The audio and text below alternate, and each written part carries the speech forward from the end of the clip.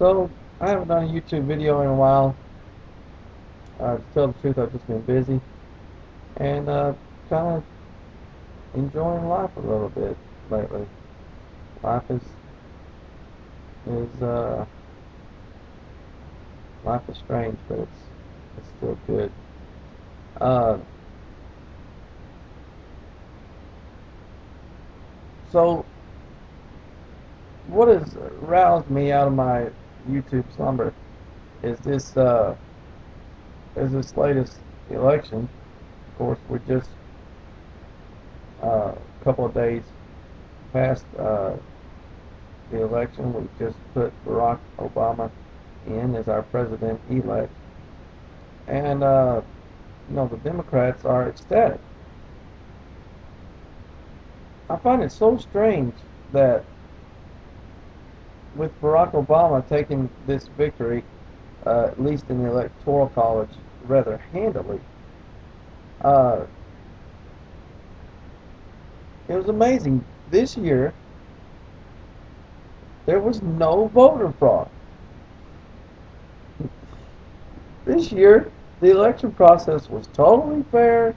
No minorities were cited the chance to vote. Nobody was turned away from polling places. No, nobody was forced to stand out in the dark. Nobody was had their polling place closed before they could get in there and make their vote. Every person that wanted to vote for the Democrats was able to vote for the Democrats. No problems whatsoever. It just flew off without a hitch. And of course, I'm joking and being sarcastic, but the point of this video is that when the Democrats win, everything is hunky-dory. When the Republicans win, oh, there's fraud everywhere.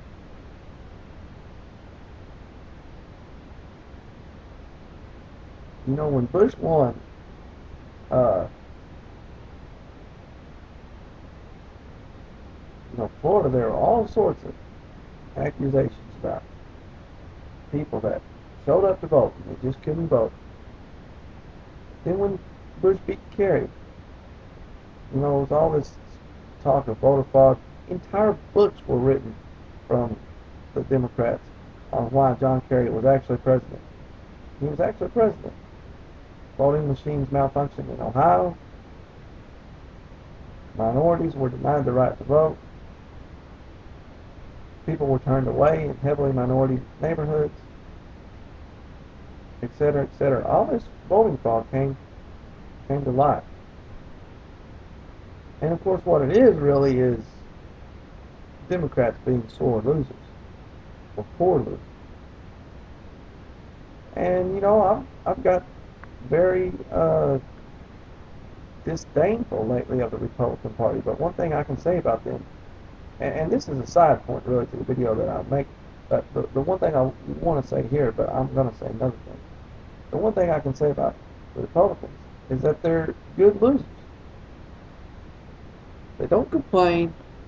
They don't say the voting process is un-American. They don't say, the voting process disadvantages their supporters just because they lose. The fact is, when all those votes were thrown out, the hanging chads and everything else, and ineligible ballots and all this stuff, and the media, of course, with their Democratic cheerleading ways, they were trumping out how many votes were invalidated because of these procedures. Well, when you do the research, hundreds of thousands of votes are invalidated every year in Florida and other places because of improper voting procedures. But then it was closed for the Democrats to win Florida and thereby win the election, and all of a sudden it was a major deal. When the Republicans had won, when the Democrats had won in the years past, there were hundreds of thousands of votes invalidated when Bill Clinton was elected and re-elected twice. There were hundreds of thousands of votes invalidated when John F. Kennedy and when Carter were elected. But you didn't hear any complaints. Of course, we had 2 terms of Reagan and then Bush, and hundreds of thousands of votes were invalidated for the Republicans when Clinton was elected. But this is a normal process part of the voting process because, see, if your vote's not filled out in a certain manner, they can't be sure of who your voting intention was for. And so, yes, that vote is not counted. That's been the procedure for many, many, many elections, not just the two Bush elections. The other thing is the Republicans are willing to debate. Democrats want to shut down debate. They want to censor people. They have no interest. All these, civil libertarians, quote unquote, that we find in the Democrat Party, they don't care anything about liberty. They don't care anything about free speech. They want you to be all tolerant and accepting of all these different things. But they're not. They don't want to debate. They just want you to view things the way they view them. They'll try to shut you down for debate. John Stossel, I love him. He's a libertarian guy, reporter on ABC's news magazine 2020, and he's written books. But you've heard this from other places. And he's a libertarian. He's like me. He bashes both sides equally. And what he says is that in conservative circles, people will stand face to face and toe to toe with him and hear his arguments and give their rebuttals and give their arguments back to him. But he says Democrats will cover their ears like little children and run and hide, and they won't talk to you. They won't debate their ideas. They won't discuss things that they don't agree with. And really, if I'm forced to choose between the two parties,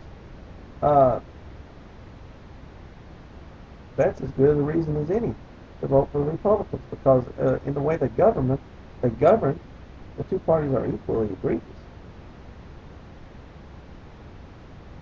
But if there's a tipping point, I could use that as my tipping point. Now, I voted a heavy libertarian ticket. I put my money where my mouth is in this election.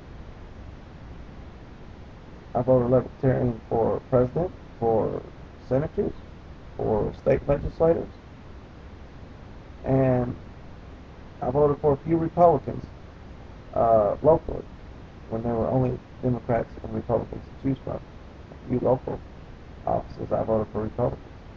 But the point of this video, the overall theme of this video, is how funny it is that we don't hear any allegations of voter fraud when the Democrats win.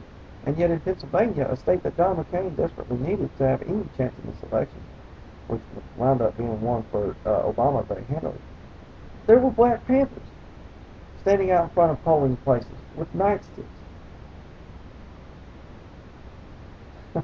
Now, do you think for a second if there were members of the KKK out front of polling stations in North or South Carolina, just wielding nightsticks? Do you think that'd be accepted, or do you think there'd be a stink like you couldn't believe over that? It's so hypocritical. And so just right quickly, we're going to look at the Yahoo political dashboard. And we see North Carolina 50% to 50% it went to Obama by a slim margin, 2,123,000 to 2,109,000. So I get a difference of about 14,000 votes there. Is that not close enough for a recount? Was there no voter fraud involved there? And then I have Indiana 50% to 49% for Obama, 1,367,000 to 1,341,000, 26,000 vote difference. Was there no voter fraud there? Was there no, call for recalls there, for recounts there? I mean, that sounds pretty close to me. But of course, close happens.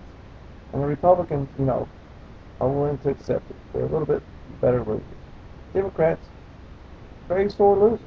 Very sore losers. It has nothing to do with principle. It has everything to do with pride and their hypocrisy.